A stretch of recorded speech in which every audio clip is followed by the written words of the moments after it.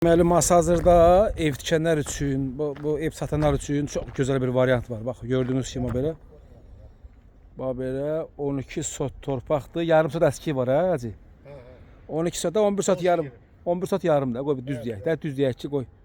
11 sot yarım belə yerdir. Bax, 40 metr baxır da bura. Yola. Yola baxan nə qədərdir?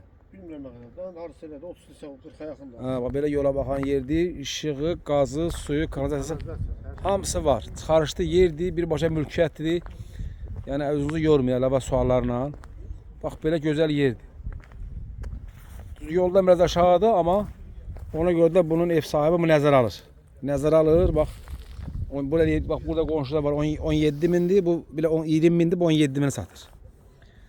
Kimə maraqlıdırsa, bax bizlə əlaqə saxlasın, bizlə zəng eləsin, biz ona köməklik eləyək, gəlsin, kim alırsa alsın, Allah ev tiksin, xeyir versin. Bax belə. Bax belə bir gözəl yerdir. Qiyməti 17 min çıxarışdır. Bax belə.